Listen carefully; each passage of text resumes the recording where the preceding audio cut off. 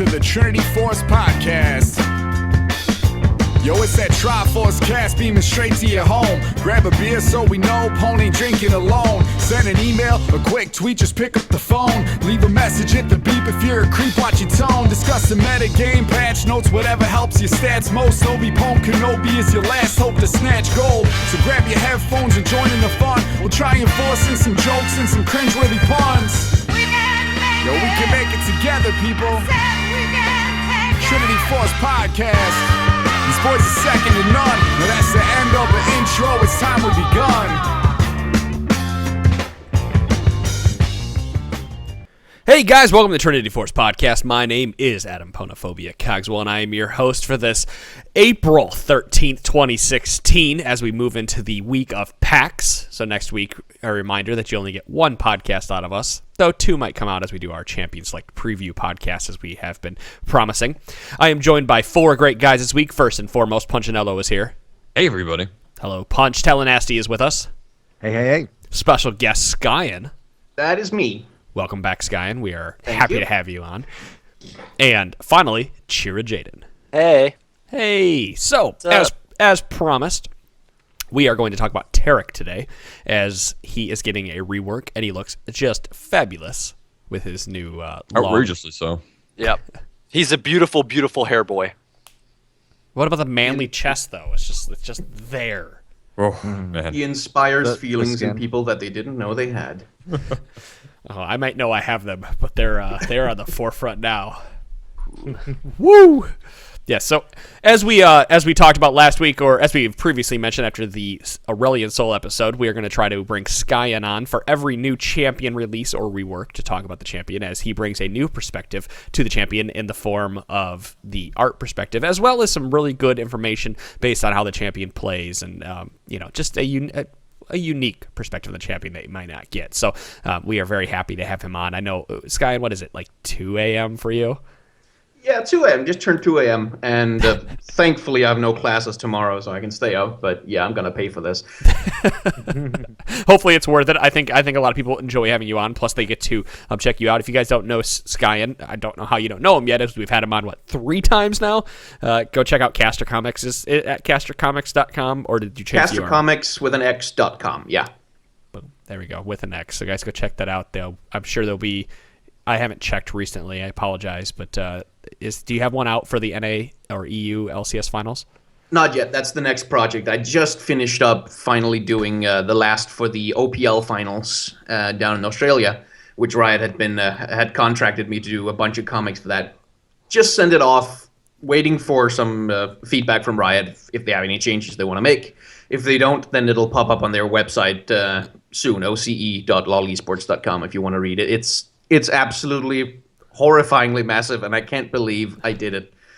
Because they didn't pay me anymore. I just made a really big thing because I thought it was awesome. And then, 14 hours into it, you're just going, no, why? Why? I have a life. They're not paying me enough, but this is so fun! Yeah, and I negotiated my pay. It's my own damn fault. As long as you remember that. So, guys, if you guys are one quick announcement before we move into the Taric discussion, if you guys are going to be at PAX East next week in Boston, Massachusetts, we will be out there. You'll be able to see Chira, myself, Machnorum from the LCS Rundown, and another handful of other people. Without airing anything out there, we're going to try to get as many people as we can. If not, it's going to be at least a handful of us. I know Serial will be there as well, and Lashak will be showing up. So if you want to come say hi, you can find us on the floor. I know we're still waiting for some minor details, so hopefully if you want the full details, just follow our subreddit, follow our Twitter, follow our Facebook. It's all at T-Force Network, and you'll get the final details there next week. So that's PAX East. Let's talk about Taric. Skyen, I'm going to let you more or less host the podcast, as you seemingly do with these, because you have the information and I do not. So why don't we go ahead and start talking about the first topic of Taric? Yeah, I mean, I kind of want to ask you guys a question first, because when you think of Taric, old Taric, how do you consider him from a visual perspective? What sticks out in your minds when you think about old Taric? What's the most important thing that comes up about him? The most important, or the piece that like sticks out for me in game. Like there is a difference. The most important piece of the piece. Just visually, like what's the thing when you think of Taric? This is the thing that pops up in your mind. This is the Fashion. main feature of him. Yeah. He's Shield. fashionable. He's very shiny. Oh, yes. For me, it's his giant shield that pops Yeah. up for me. Shield, And, I'd say shield or hammer, just because they're both gem-esque. I'd say the gems like that just surround him and float around him. That aura, like that floaty, gemmy feeling. No, I'm talking old Taric. Oh, yeah. That was old Taric. Yeah, with his That- double. Yeah, floating once gems. once you level up- when he pop the ability, yeah, he gets. Yeah. Once you level up the W, you constantly have that little aura of gems ring around you. Yeah, and then when They you always remind pop me it, of rocks. shatters it. Yeah, because like if you take a look at his old splash art, which is surprisingly hard to find on the internet, I actually had to ask someone at Esportspedia for help on that one. It's just not there. If you look at the old splash art, basically what you've got is a dude in a big armor. Like Yes. that's his character design is completely like handsome dude, nice hair, but he's head to toe nothing but armor, giant shield, giant hammer, crystals everywhere, spikes and shit. And then you look at the new Taric design. By contrast, they basically, this is what I really like about this rework, is that they've just gone, okay, this is old Taric. Everything about that Taric is wrong. We're going to take away every single thing we put onto him and just completely clean up the design. And that's what you got here. He's open. He's got the chest out. He has barely any armor. He's got a couple of shoulder pauldrons and like his belt. And there's really no element of like, they used to show tankiness, that he was a tank by just slapping a shit ton of armor on him, giving him a big shield. Now they have to show that he is sturdy and tanky in different ways, which means they've gone for... It's actually in everything. If you look at his model, his pose is very relaxed. He's very calm, even in game. He just kind of stands up, chest out, not bothered by anything. Nonchalant. Yeah, exactly. Which projects his sturdiness, his tankiness. His character model is pretty big, actually. If you look at him next to Braum, he is almost as big as Braum with his shield. Which is an interesting little visual trick they do just to make him seem, beefier and tankier. And yeah, I think it's really, really interesting the way Riot tried to do this, because like nothing of the old Taric really remains outside of he's a pretty man and there are some gems. And the cape. I think the cape's the only other element Yeah, that the cape he still has.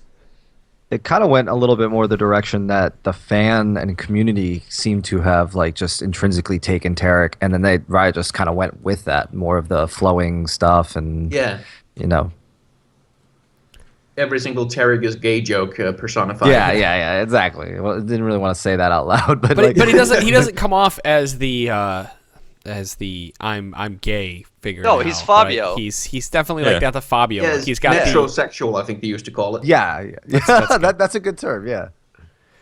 the long what I like about this is they went with, like, when you look at his face, it's that quintessential chiseled face. It has very defined features within the cheekbones, like Very they're strong jaw. very strong jaw, very strong solid square nose, more or less, elongated head, and then of course you get the big chest. And this is kind of like the question I had for you, Skyen, because for those of you who don't follow Skyen, he released a video last week talking about one of the characters of Overwatch, who, if you weren't the following, Tracer thing, the stupid argument over her ass. yeah.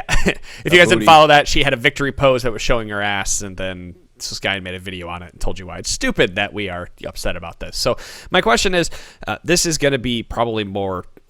This is kind of this is more away from League and more of like a political discussion type of thing. Not even political; it's more of social science discussion. But you know how they've taken Skyen. Well, they may have taken you. They took Taric and they more sexualized him, right? I have to kill you now. You must never know. The way you look at him, they stripped him sexualized down him. They put immediately. him. Well, they gave him the big wide chest. They opened it up. They showed more.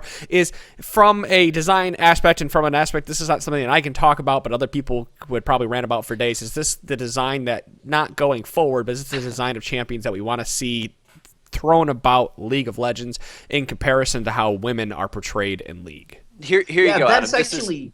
This is Riot's thing. They're like, here you go, ladies. This one's for you. Oh, and the gay dudes. He's also and the gay specifically dudes. for the gay I don't dudes. discriminate.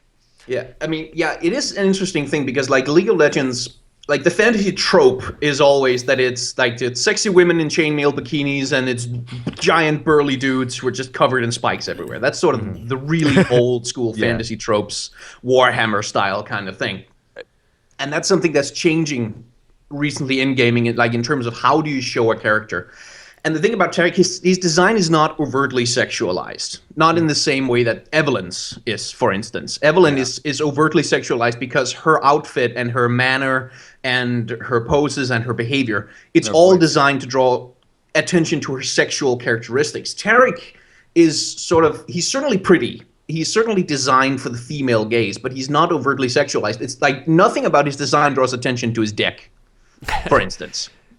So it's not a physical sexuality that's being focused on. But for a man, and again, I can't speak to this too well. That's why I'm asking the questions. For a man, is that what you need to design a man for? Is to bring attention to the man's dick for it to be the same sexualized as the women models, or can it be more of like I'm showing lots of chest and back muscles and like not as much clothing, etc.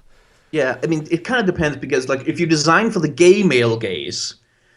Generally speaking, and I'm mostly basing this off of whatever gay comics I've followed, like when you sexualize for a gay male gaze, then there's a lot of focus on the genitals.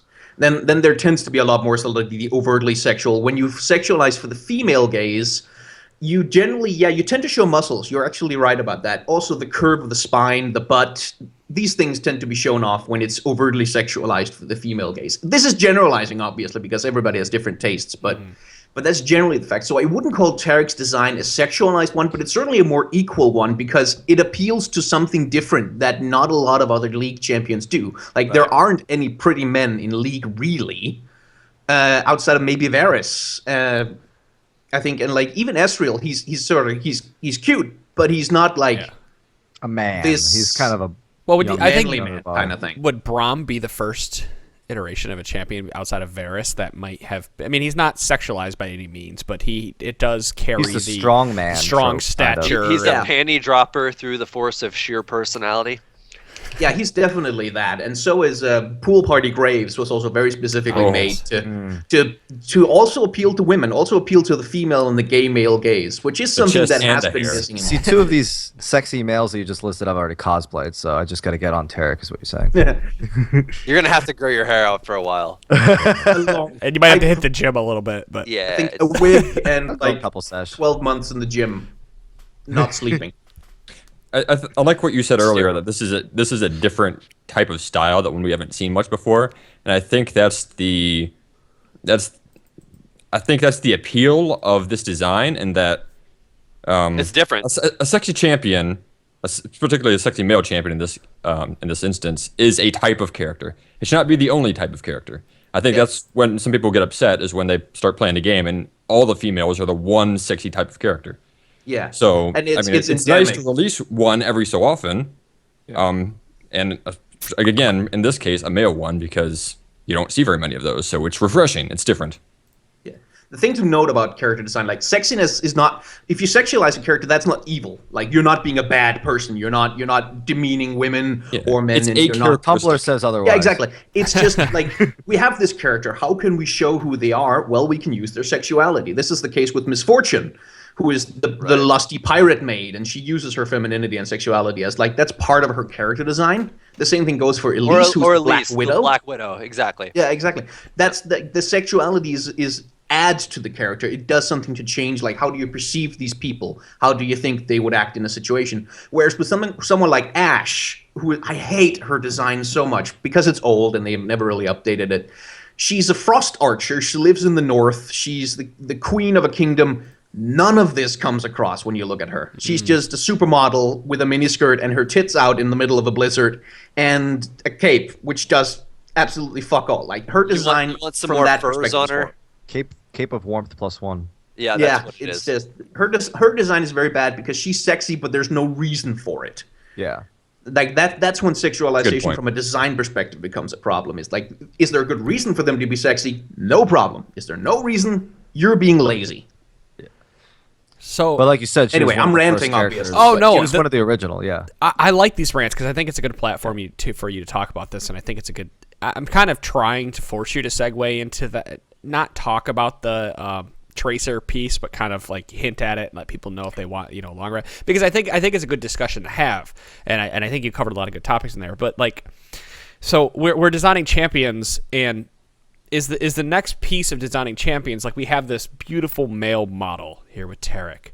The only other male that I can think of in the game, off the top of my head, are animal males that aren't beautiful, right? Like Tom Kench, Warwick, etc. Yorick. These are, or undead, or whatever they may be. They may not be actual human animals, but they're ugly. But they're not so ugly that they turn people away. And if you remember a long time ago, I'm going to try to segue this back. Do you remember when they changed Trundle, or that people said they didn't want to play Trundle because he was ugly? Yeah. Right. They didn't like the big brown pillar. They found the champion disgusting and repulsing and whatnot. So is it okay for us to have ugly characters that are humans in the game, or does that what is it? What's it called? That's not right. I'm thinking of the. There's a mental state where if you look at something and it reminds you of being too human-like. It deters you from playing it. Yeah, anthropomorphism. Yeah, thank you. Yeah, I think there's a difference between, and Skyen can say this much more eloquently, I'm sure, but I think there's a difference between visual appeal and then having something that's actually ugly. Right? Yeah. I mean, that's the thing with Trundle, he's still ugly. Like he's not pretty. Yeah. You wouldn't want to kiss that. It's he's a much better design. He's and then you accept it. He's still ugly, but like when you look at that character, you're like, okay, Troll, he looks powerful. Like I can get behind monstrous creature who looks like he can kick some ass. Same kind of thing with like Yorick. I was gonna say Gragas is probably the best example of a fat man that's in the game. That I don't think about it. But even then, he's not like human per He's se. like Wasn't he a sumo dwarf? Isn't he a dwarf that just drank too much like alcohol that had some like chemicals? He's still pretty close. I mean, he's humanoid. He's just a fat guy. You're right. Yeah. Well, Trundle's entire lore used to be that his skin was constantly falling off and like eroding diseased. from him. He took the disease of his people. Yeah, but he was constantly regenerating too, so he's just in so much pain. But like, I think he wasn't played before because his kit was just terrible too. No, that's not. I'm not saying. I know that's not what. But a lot of people wouldn't play him. Because he was. A lot of ugly. people said that about Urgot too, but then when they buffed Urgot, everyone picked up Urgot in the pro scene and in regular play too, all the way down. So I mean, half of it is ugly. Urgot's half monstrous. Like he could fall in that monster category too. Like honestly, what are we going to go with the non-attractive male character? Like I'm looking and it's like Swain. Yeah, but Swain model's fairly old still too. He's fine. Yorick's not great either, and he still has an old model as well. That's not great, but again, like you still see him, you're like, okay, this guy's a dead dude, kind of a monstrous character as well. He's basically Frankenstein. Well, I mean, it's Slash. That's what Yorick is. Slash. Yeah, there you go. And Swain's got like an entire different trope going on. He's like the master general, old and wise commander, and all of his quotes reflect that. All of his lore reflects that. The master strategist, I don't know. The master technician. Actually, I was spitballing, but it is the master tactician. Yeah, that's his title. I guess Mundo is another one, but he's again, like super monster. Beefy though. He's not monster. He's Jekyll and Hyde. The thing about Trundle is that his design was just not very good. Like when you looked at his model, when you looked at just the way the visuals of how he was designed, it wasn't very good. I thought he was very unpleasant on the eyes, not because he was ugly, but because the model was just a mess. Like his movements were messy. Yeah. Everything about him was kind of. Where Trundle, like look at old Trundle and new Trundle, compare their movements, compare the way that old Trundle puts down the pillar compared to how the new Trundle does it. Like new Trundle, because he has this big body, is much more animated. He's much more wide movements. You can read what he's doing. Old Trundle is just like it was even more so the animations and the part, like it was all very, very clunky to play old Trundle, because when they did the rework, they also reworked his kit minorly. Like he kept mostly the same kit, but they made the Q kind of do that little leap, and it was more fluid. Yeah. They just an auto attack reset. It also comes down to something as simple as color too. I mean, new Trundle is a completely different color than the old one. The old one is shit colored. Yeah, exactly. That was literally the old one. It was just shit. He shot a pile of shit. Yeah, a pillar of filth. You like, had out of the ground. And then you had did they change greenish the name yellow. Yeah, they did. He's all and Pillar of Frost or Pillar of Ice. Pillar of Frost. We're like all we're trying to get to Adam. I think we've strayed a little bit. Well, we're all like screaming over each other, and I'm trying to like reel us in the best I can while screaming over everybody. It's very hard over Skype. By the way, I'm just going to throw this out there. We did have a review on iTunes, which I should read. And they were like, the only complaint I have is that you guys talk over each other a lot. There we go. For 5 minutes, we were just like, screaming. Very hard to do when you're on Skype. But, yeah, They did. Tally, they removed, they changed it. It's Pillar of Ice now, not Pillar of Filth. I use the old traditional skin because I'm a rebel and a hipster. And Right. you're so Speaking of hipsters, Taric. Yeah, He's more of like a hippie. Let's move back into Taric. We covered what his abilities do, but now that we have hard numbers and whatnot, we can start running down his kit and talking about him. Unless Skyen, I know we kind of went off on a rant there. Do you have more to speak to tropes or beauty or any of that has to do with that with gaming, or are you? Yeah, I mean, something that interested me about, especially the voiceover and like his animations and his behavior, is that Taric exhibits a lot of androgyny, despite he's clearly a man. There's no doubt about that. But his behavior has certain feminine traits, certain manly traits, and he sort of straddles the edge between that, which is also something that's relatively new to champions, because usually when they have a gender behavior, it is very clearly they're a man, they're a woman, or they're just a ass-kicking badass. But Taric sort of has something from both worlds, which is, again, it's new for League to even explore gender questions in terms of a champion. I think I heard somewhere they were doing a Q&A on him today on the boards, and someone asked, does Taric like Ezreal? Clearly, they're asking if he's gay, Right. and the response came back, Taric likes everyone, which means we might be dealing with League of Legends' first pansexual or bisexual champion. Like, again, all this is kind of new ground for Riot to even think about including this shit. And I think that's very cool. Like, you can argue about whether it's successful, and you can argue about whether it's shoving politics down someone's throat, and if you do, you're an idiot. Right. But I think it's cool that they're trying new things. Like, they're bringing that's in new where- questions for what is this character about? Does the sexuality thing have a part to play in their design? That's where I kind of have a problem with these things. Is, I mean, sexuality from personal preference. I don't care. You can be anything. I accept whatever you are. I don't care. You can do whatever you want. You be you, right? But I don't know if video games need the sexuality piece of it, or the sexual piece of it. Like, man likes man, woman likes woman, whatever it means. Because unless that's just another avenue for people to connect with the character and play the character and play the game, it's the only reason I can see bringing it in here. So, Well, it might just be because, all right, let's just throw this up into the thing. A lot of that's like really big in the news right now, and it's really big in sort of the world as a whole. So, yes, a lot of that's been way underrepresented in the past. So when stuff like that comes into focus, there's a way bigger magnifying glass on it right now than there would have been otherwise. So, like,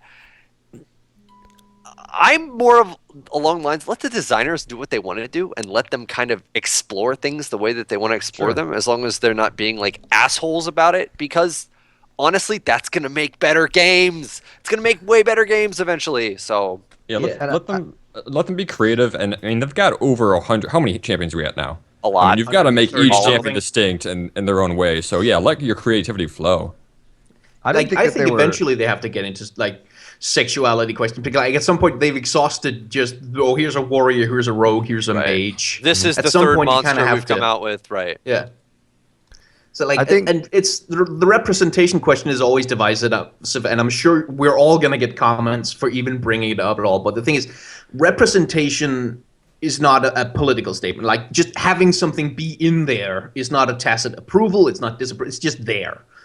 It's the moment once, like, if the game goes, hey, this guy, he's gay, he's super gay, he has a boyfriend, and they have sex, and they're The super community- gay. Like, then you can talk about, okay, there's a message being conveyed here, but just like it's there, it exists. That is not. I don't think that should at all be a controversial. Okay, it's there. Yeah, it exists in reality. We tell stories about it in fiction. Who gives a shit? I don't even think it was overt either. I mean, they kind of say. I reread the lore and I loved it because it was the first time I think that they, instead of rewriting a character's lore, they saw the character like go through like a crisis in their life, and that's why their lore Yeah. changed and their character model changed. I thought that was a first, and I loved the lore, and I read it, and he's shedding his armor as he's climbing the mountain, and the reason why he lost. I mean, he was one of the great knights of Demacia, right?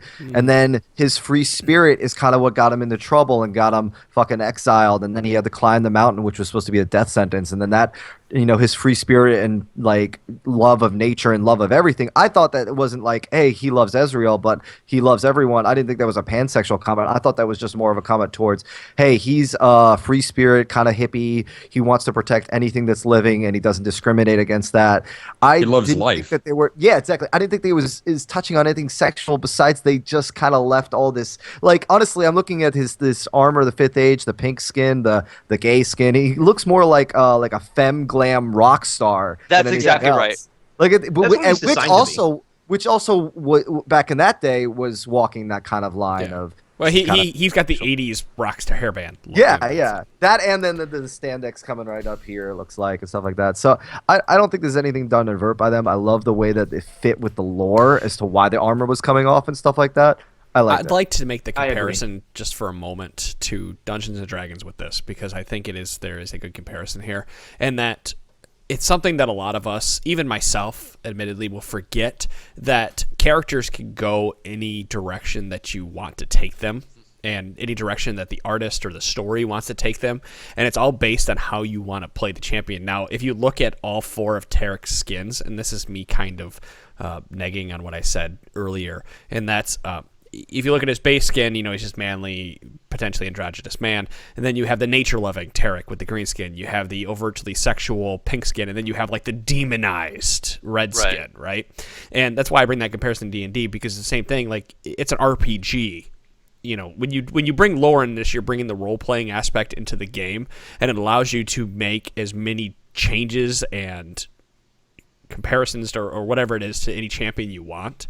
And it's really hard to forget that the lore, while it says one thing, when you start introducing skins, you can change the champion, and that could be like an alternate timeline of what Taric was to be.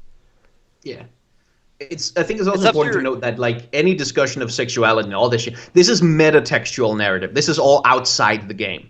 Like, no matter what sexuality any champion may or may not have, who gives a shit? When you're on the Rift, it doesn't matter. It has no bearing on the It's not part of the outcome of gameplay. the game. Like, there's no gay gameplay in League of Legends, except, I guess, according to my solo queue partners, diving a turret at level 1. That's extremely gay. What if Riot put in there that you take 1 less damage from Ezreal auto attacks because you have you're what, you have chemistry with you're Ezreal. Attracted to him. Yeah, there's no synergy with the reason there's not synergy with Ezreal is because there's chemistry instead. Get out. You're welcome. So there's our 30-minute talk on political aspects as it pertains to League of Legends lore. We just made everybody. Let's talk about the kit. Everyone's angry at us now. If you are legitly angry at us for having that discussion and you don't want to listen to us anymore, do not bother emailing me. Just delete the podcast and don't even. No, don't even. They will always email you. If you want to email me, you get the message like, I'm unsubscribing because you said a thing. You get them. They have to tell you, otherwise it doesn't count. Oh, fair. We just lost all of our Trump supporters. Yeah. Oh, that's awful. Oh no. If you want to email me and you ever have any grievances to air, whether it be with the podcast, what we talked about, you know what? Go ahead and do it. But I'm not guaranteeing I'm going to respond to anything that you say, and I'm just going to say see ya. So I love all our listeners. I don't want to lose anybody, and I apologize if we offend you, but we play this podcast as if we are 5 guys sitting at a bar having a drink. And here's the other thing. Like, this game's up to your interpretation. Again, fucking character decisions, as cool as the lore is, it doesn't have any actual bearing on the game itself. So, like, just fucking relax. Everybody will be better if, like, people don't get so worked up over a bunch of stuff that really comes down to a bunch of numbers and zeros running. Tracer's butt. Yeah. It was so dumb. All of it. Is there any Tracer's butt real quick? Was there any? Did you see that 6 tweet string from one? I don't know. It was, I think it was a Polygon or joystick writer about how Tracer's butt would always look like that no matter what, based on the design of the butt, because there's always a shadow in the butt. Did you see that? I didn't see that, no. But like the thing, the whole thing was dumb. Like the people saying, "Oh, it should be removed," were dumb. The people saying, "Oh, you have to put it back, or else it's censorship," were dumb. It was dumb. All of it. Dumb. I think just the way Blizzard handled it was dumb.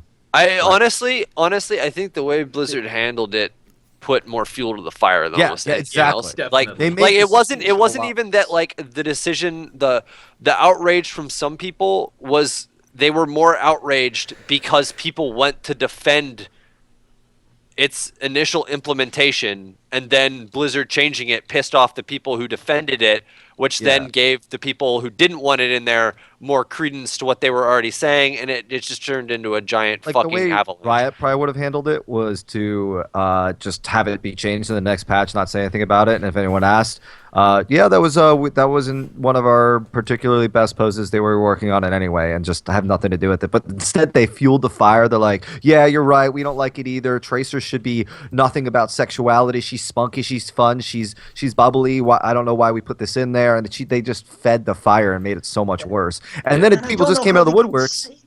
I don't know how they can even go like, "Oh, she's not about sexuality." You put her in a flight suit that just hugs her ass. Like, your character designers added that to the character. You can't go, "Oh, this was not intentional." Yes, it was. You did that. And then you go, "Oh, now we're going to reverse that." That was the dumbest part about it from Blizzard's side. It was like, pissed off so many more people because what are you saying, that someone's spunky and fun, they can't have sex now? Like, yeah, they can't also be sexual. I'm sorry, but if you are at that point, so many different directions. I read all this stuff and I thought it was all stupid. if you are at that point where if you are trying to find an argument, there's something else that's deeper that There's you a probably need worse to talk root of about. the problem. Yeah. If you are if you're present- angry and then you get more angry, or you weren't angry, then I don't know. There's a whole psychological discussion or general and gaming. here's the other thing too. There's a if you whole don't- general gaming podcast that discusses this exact issue. You can find it over at TrinityForceNetwork.com. It is the T4 CG podcast. We need to move on. And you'll Say get League of more Legends. angry at Eric's Joe past Morsi, it. who's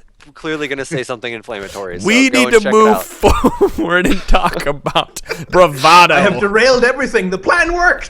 Good. I think I derailed it here, starting with the sexualization. Really take down talk. the whole Trinity Force network one caucus at a time. I know he's going to infiltrate. Thanks, Skyen. You son of a bitch. You can all suck it. Speaking of sucking it. Want to Maybe talk later. about Taric's abilities? Now we have numbers. All right, bravado. So we're going to talk now as we all take a big deep breath and we let it all out. We're going to talk about bravado, Starlight's Touch, Bastion, Dazzle, and Cosmic Radiance, all of which are Taric's abilities and passive. So Taric has I didn't actually look. What's Maokai? Is his base attack damage 65? Is that what it is? Or Oh, I don't know offhand. Something like that. I think it's 65 or 68. Taric is at I mean, it's 58. closer to when it starts the 68. game. Taric's at 58. I don't know exactly where that puts him. Okay, so yeah, that's why I was asking, because Maokai's at 64. Okay, Oh. so There we go. Taric's probably in the top 50, 40, Yeah, 30. Taric has I want to say probably higher. Well, I wouldn't say maybe higher than average attack speed. I should look that up, but I'm just curious. That was the first thing that stuck out to me, is always base attack damage on champions.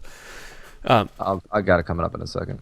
Let's talk about it. So I'm going to say the word bravado again. So after casting an ability, Taric's next two basic attacks each strike at 1.75 attack speed and deal an additional 22 to 90 based on level, plus 15% bonus armor, bonus magic damage. So it's magic damage that his attacks will do at that point. Well, they'll deal an additional magic damage when they hit, and they will reduce the cooldowns of his basic abilities by 1 to 0.55 seconds, increase to 6 to 3.33 seconds for Starlight's Touch recharge time. What?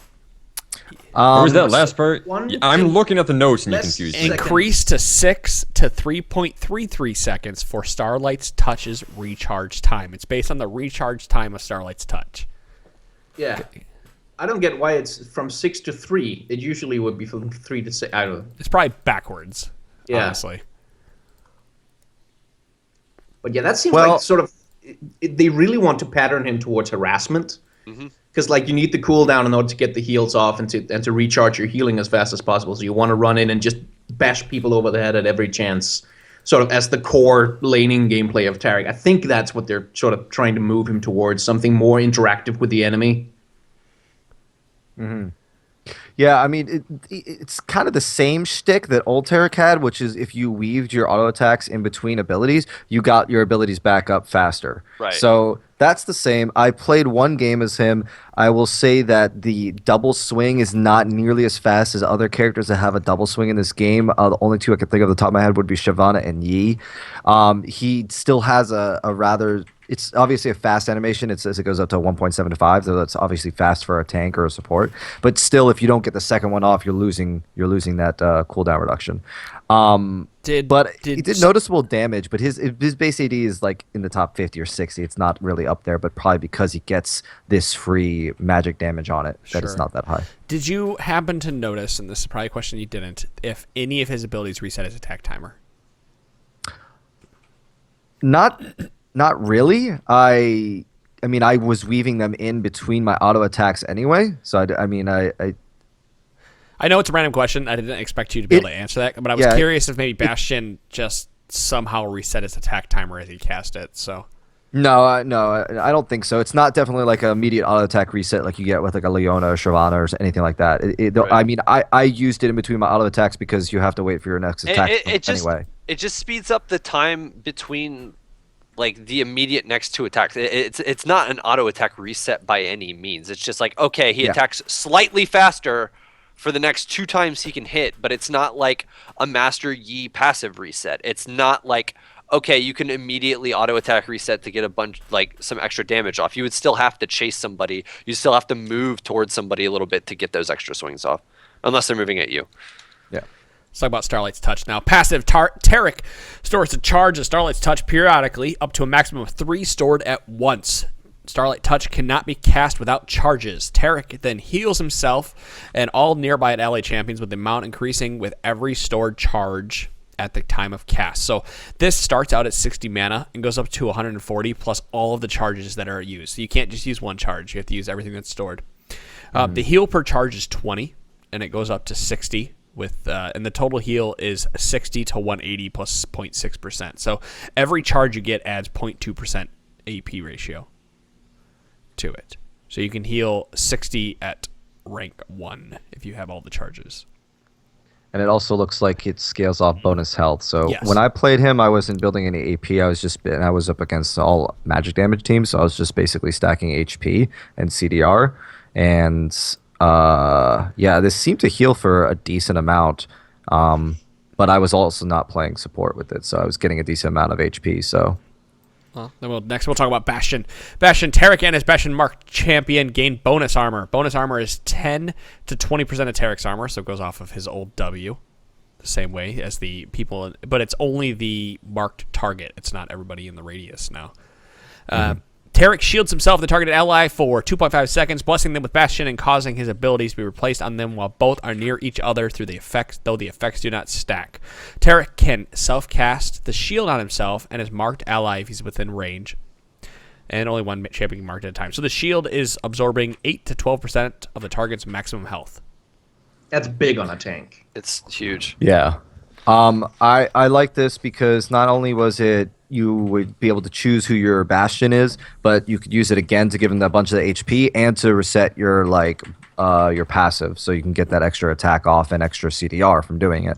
So one cool thing I would do with this is if there was someone that was in trouble but that was a little further away, the range of this is not that bad. It's got looks like 1,000 to 1,500 range. So I don't know. 1,000 range. There's a 1,500 tether. Okay, yeah. So the 1,000 range to get off a heal, and you also get everyone in the area of the person you just bashed. So I would find myself WQing people more so than WEing or anything like that because it's immediate. Let's talk about Dazzle here too, because I actually want to go through and kind of talk about what we would max and whatnot on him as well. Just first thoughts. Taric projects a beam of starlight toward the target enemy, erupting after a 1-second delay, dealing magic damage to all enemies hit and stunning them. So it does 60 damage at rank 1 all up to 240, and the magic damage is increased by 0.5% AP, or 30% of his bonus armor. So you get a little extra damage there. And the stun duration does increase with rank, goes from 1 to 1.5. Interesting little tidbit for this is the ability is considered projectile, and Wind Wall will block it. And so he gets a stun laser. Yeah. This was pretty hard to hit. I mean, there's a significant delay on it. It's not only that, but you can't while you're charging, you can't change the direction of where it goes. Like you like with a Q for like Varus, you can't change where you end up shooting it. So once you get that, it starts charging and then it shoots it there a second later. You can still move. Seraph. So if I don't Seraph play. Q. You can't once you start charging in one direction, you can't move which way it goes. Yeah, but Xerath Yeah, Q but- makes but- you stationary, and this doesn't. Yeah. Well, sure, you can move front. You could move all around, but it stays in the direction that you cast it. Yeah. So if I cast it north, it's always going to shoot north. So yeah, so if the opponent's right north of me and I cast it north and they start moving to the right, I can move to the right with them. But it was fairly hard to hit unless a bunch of people were just clumped up, and then it's fairly hard for all of them to dodge So it gets tethered. It gets tethered to a parallel line, or not parallel. tethered to you, parallel to where you shoot it. Yeah. I guess it's a good way to phrase it. Would it be effective? Was it effective in lane as a harassment tool, or was it just too unreliable? I was able to get it off, but I mean, you still have to be fairly close. Like the range seemed kind of misleading. Like I thought it'd be a little bit longer from just watching the spotlight and whatnot. But you still have to get pretty close. I mean, closer than old Dazzle used to go at max range, I think, by a little bit. I'm not And it sure. goes through everything and stuns anybody it hits too. Yeah. Yeah. Yeah, Well, I so mean, that was okay. the cool thing. The upside to it is that it can do a lot more if you get a 5-man stun. And especially when you could WE and get like a Lulu crisscross going on if you're smart about it. But it's Right. still hard to hit because it's Well, very old tough. Dazzle was just like, oh, point click, somebody's not gonna have a good time. Like if you could like that, the range on it was pretty solid, and then You can't miss. use it Can't- for yeah. you can't miss. That's huge. Like that. Dude. People forget, like that's part of the reason Rise was so good, like original Point click, Rise, when he hit late game. You just got to the point where you didn't have to worry about skill shotting shit. You just pressed buttons until bitches fell over. And they took that away, but multi-person stun. Worth it if you're good at it. I mean, what's the range like? Because from the spotlight, it kind of looked like the range is enough that if you laid it down across like the entrance to Dragon or Baron Pit, you could catch multiple members or zone them so that they actually can't leave it. It looks like it might be like 500 or so. Yeah, I mean, that's pretty small though. I'm talking about Yeah. trying to get it landed in lane. I mean, this is a really strong ability, but this, just like his ult, would be overpowered if it didn't have this long delay about it and it didn't Right. have a huge telegraph. Hey, I am using this now. You can react to it. Now you have an entire second to react or an entire 2.5 seconds for the ult. This seems more of like a mid-engagement / counter-engagement tool than it does I'm chasing you and using this because it's likely you're going to be able to run out of it unless Correct. you're running towards him. The good thing is that you could use it while running still, but mostly what I was using it at, I was putting it on my Jinx and throwing at the direction where I thought the Jinx People were gonna attacker, the person jiving Jinx, would be coming from. And then if I position myself correctly, I could actually stun a couple of the midline people, like the mages that were coming in on me and my other front line at the same time my Jinx was getting a stun on the Alawi that was diving her. So... It seems pretty good for tower dives in terms of when an enemy is hiding underneath the tower and they're sort of sandwiching themselves up against the wall. If you can get your partner on the other side of that, like, or even just flank them a little bit and then crisscross the beams, it's going to be almost impossible to dodge. I was thinking it would be a lot easier to translate from like the Lulu skill set from pressing the EQ and having the crisscrosses, but because of the delay and then it follows you, it doesn't really go from where you think it's going to go because people are going to be moving your ally and you in that time. It's the skill set doesn't travel as much. Or I'd really like to see this with Transfer. Jin, because Jin has his W skill shot as well, and generally speaking, you're not crisscrossing as you're running backwards. You're trying to get enough. You're trying to use that movement speed to run straight back to get a W off to run a little bit further back. So this is like that's the first champion that came to my head that this might work really well on. I mean, we could definitely want to see it in action, but I don't know how effective it would be if it's hard to land because Jin kind of wants easy damage he wants easy damage. Like, again, I brought up Morgana before. Morgana just lays on a pool. One tick of damage means he can use his W and stun them.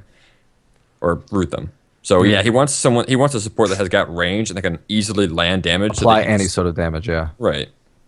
And I if think- you can't do that with E, then Another might be thing- too unreliable. Another thing to take into account is that your AD carry is probably going to be the person you're most throwing this on to appeal for them.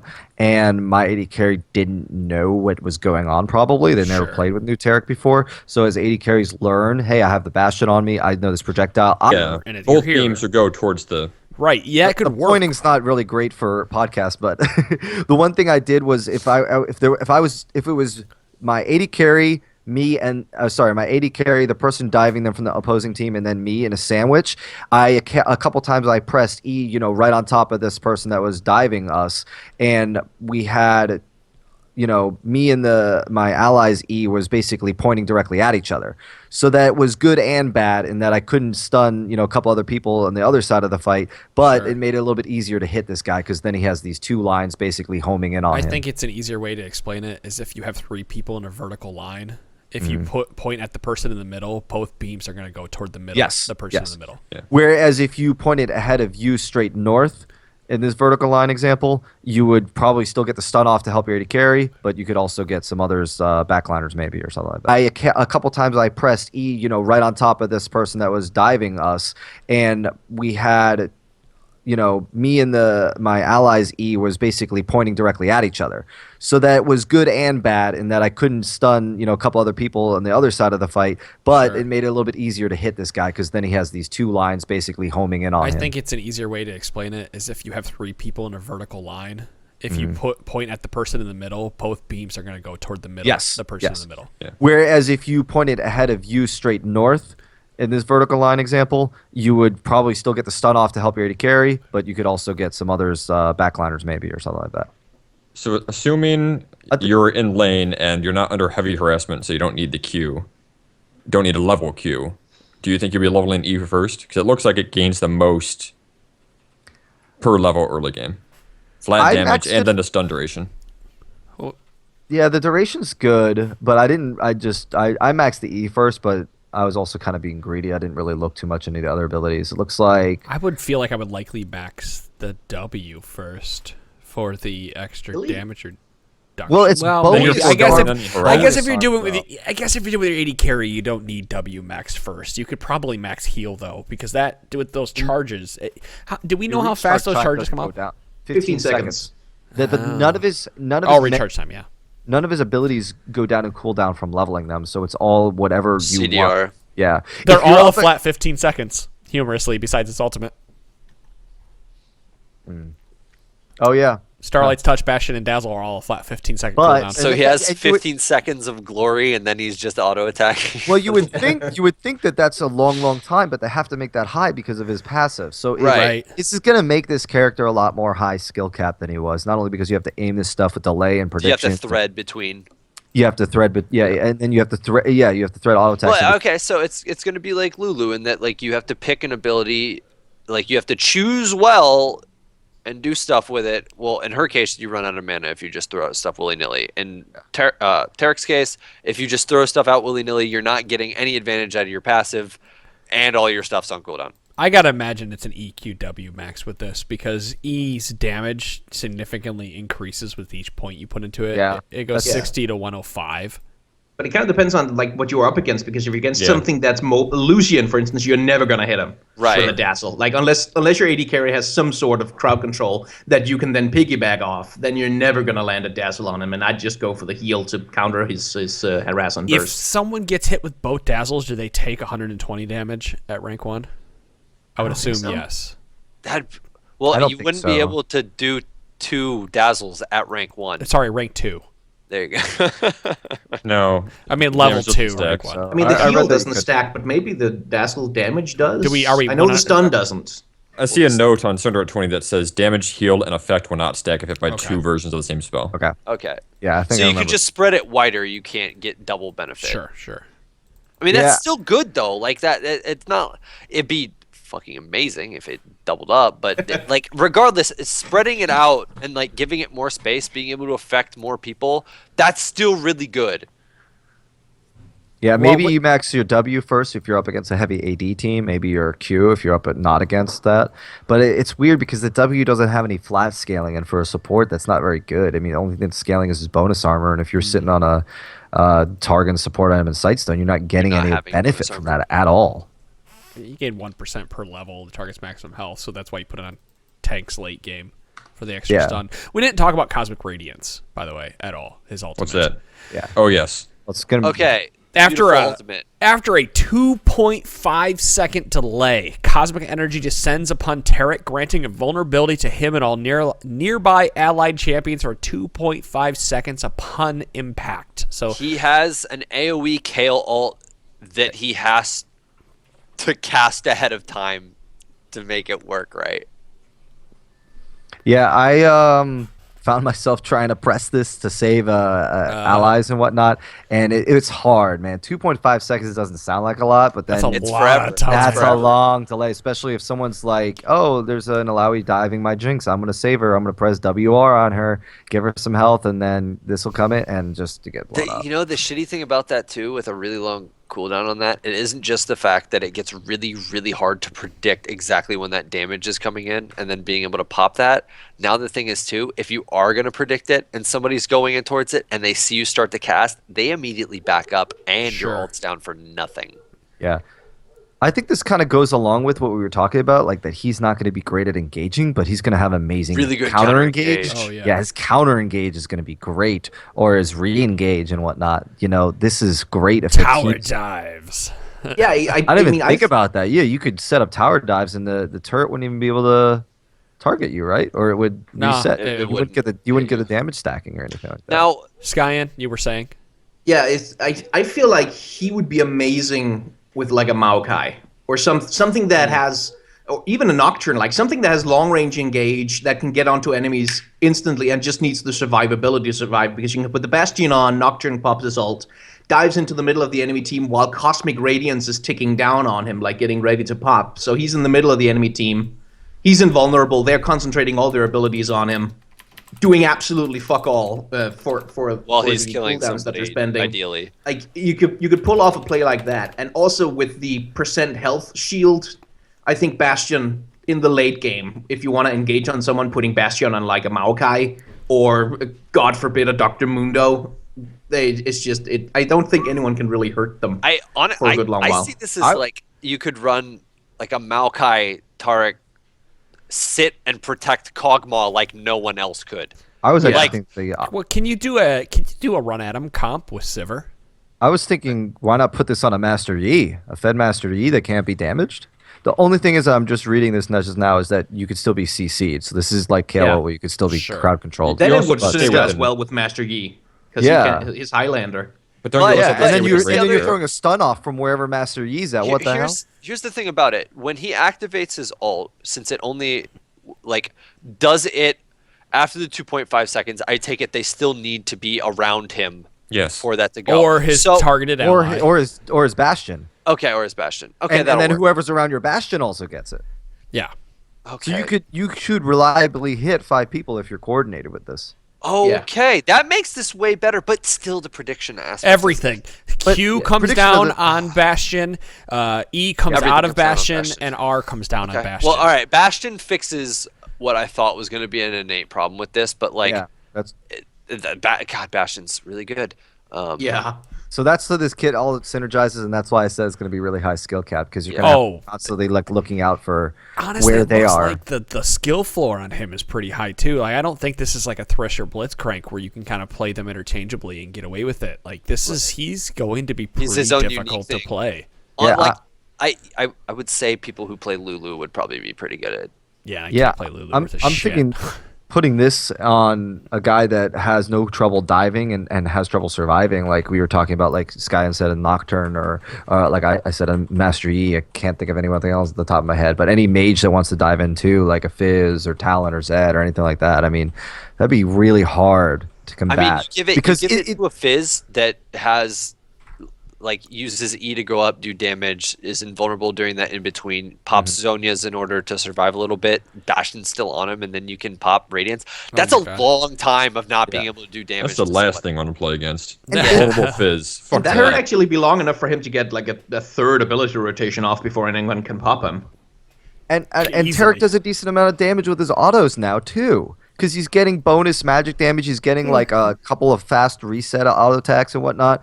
Like he seems like he's going to be very, very strong at the higher elos, but the lower elos and just people who aren't familiar with them and just trying him out at first are going to have a hard time, because if you don't hit this stun, what are you going to do besides have a minor heal and a little bit of an armor buff for your Bastion? I said it before and I'll say it again. I didn't give a fuck what his numbers on his kit were. Just show me Taric, because I'm going to play the fuck out of him. I mean, I'm not going to actually play it, but like his kit just seems so good with in skilled hands that I cannot wait to see him in the LCS stream. The other thing too, with Faker the way mid Bastion, AP Taric. Oh my god. with the way Bastion is gonna work anyway, regardless if ult can come down with it, on champions that can just go like chase forever. Do you know how nice it's going to be to just be able to be like, oh, they already can't get away from somebody, you're dazzled, so the rest of the team just keep in mind it's a 1500 range, so that's still it's not, that's still pretty far at though. the start It of the is. cast, I think. No, the tether's 1500. The tether's 1500. Yeah, but I think once you start channeling your E, even if they leave that tether range, it'll finish. Yeah. I think. There's still a tether range to it, though, right? Like if you walk out of the tether range, It would not cast. It Unless, you won't stay tethered. You can't tether with somebody in the top lane and have. No, that's not what What I'm I'm saying is if you press your E and then they Before leave the that tether breaks. 15 before the Still tether goes. breaks, you still get it. So if like, you press E with the Malphite midair and he leaves the range and finishes his duration, you'll still get that knock up and then a stun. I mean, But then you're down 15 seconds. Does the dazzle? Does that trick when you cast the dazzle? Does it trigger from where the champion is when it's cast, or does it trigger from where they are when it finally finishes channeling? Yeah. It's supposed to be like wherever you start casting it, wherever you finish moving to while it's casting, that's where it goes off. Moves. So like if you, it's fucking hard to do. Just think about it, Gragas, flashy Gragas. You at the end of the E, you can flash and it'll still stun. Look at Lucian's ultimate. You know how it shoots out one direction? Yes. It's exactly like Lucian's ultimate, except it's not shooting anything in the in-between. Wherever you move, wherever you're strafing with, at the end of the cast is where it goes. Sure, that's a great way. That makes it strong on a Maokai when if he dives in and you time it right, and you get a dazzle off into an enemy team as he lands with close to advance, that's big. So all we're saying here with this entire kit is you need communication to get the most out of the kit. Doesn't mean you can't play him in solo queue or you can't play him with a buddy, but it sounds like you need a lot of communication to use his abilities. I won't say correctly. I was all over the place when I was playing him. I was pressing W, E. I was pressing W, Q people. I was trying to get autos in. I was pressing my W's back up again. I'm going to get another shield on someone and switch it to someone else on the other side of the fight because my AD carry got killed or is low and out of the fight. I would put it back on someone else and then press the E and then an R. I mean, I was constantly clicking. It's definitely going to be hard to pick up, I think. But I think if you could play it, it's going to be really rewarding. And like I said earlier, if you put this with a hard engage comp or something, a couple of other characters a hard engage, you already have enough disengage with Taric that I think that's what would go best with him. I think a risk about his ultimate, by the way, is because it creates that zone around each character that he's affecting that says, here's invulnerability, come cluster around me. You will leave yourself vulnerable to something like a Poppy ult, for instance, just kicking everyone away from a fight. And then the invulnerability is wasted, and stuff like if you cluster up to receive the invulnerability and then a 6 bomb lands on you or something like that, and you might be in trouble once the invulnerability leaves. Right. So it's like you do have to be a little bit careful because 2.5 seconds is a long time to wait. But if you don't care because you're running at them with a Sivir and Master Yi, then the only disengage is to kill you guys and fight, but you don't care because you're going to be invulnerable in 2.5 seconds anyway. I'm really excited for this rework. I'm really excited to see how this champion's going to be played. Give this champion a good solid 2 to 3 months, and I'm sure we're going to see some really sick YouTube videos. Yeah. Where was I going to go with this? Oh, yeah. If you guys haven't checked out the T-Force subreddit yet, the T-Force Network, that's what it is, T-Force Network subreddit, there was somebody who put up a post the other day that said, I would like to see that the person that you are linked with as Taric be called the significant other and not the Oathsworn. And I actually replied, because I don't agree with this. I think it should be called a friend with benefits because that's literally what it is. Yeah, because your W is not monogamous, as if you had a significant other. That's perfect. So from here on out, I would like to officially start a petition to change Bastion to friend with benefits. Because I think it's more fitting. Doesn't Bastion mean that you're standing behind someone and supporting them? You're a bastion of this cause. Friend with benefits. Adam will die on this hill, I can tell. It's usually what I do. I pick a hill and I'm either so tumbling you down guys it are or I'm out standing just- tall at the end. So You guys are just out to make this even more sexual than it needs to be. The most hated Tisk, tisk. podcast ever. if we're not already there after 352 episodes, I don't know what the fuck it's gonna take it. Tumblr. Oh no, not Tumblr. Oh dear God, why, Tally? All the social justice warriors are going to come out. Jesus Christ, you are the ones getting us blacklisted. Fuck, Probably. dude. All emails detailing complaints can be sent to adamc@trinityforcenetwork.com. Don't fucking tell them. You can edit this out later. It's now Adam at Trinity Force. Yeah, I'm pretty sure it's pretty easy to find my name. So thank you, Skyen. Any complaints, nasty pictures, death threats, just send them that there. Everyone will see them, I promise. It's not going to be just Adam. He loves nasty pictures. Kargan in chat suggested be called the booty call. No, friend with benefits. Same thing. Well, I mean, friend with benefits sounds better. It's more politically correct. I like it, but it's got a lot of syllables. I don't know. Yeah, I like booty call. I want to hear Quick Shot try and yell that in the middle of a team fight. Booty call up in 3.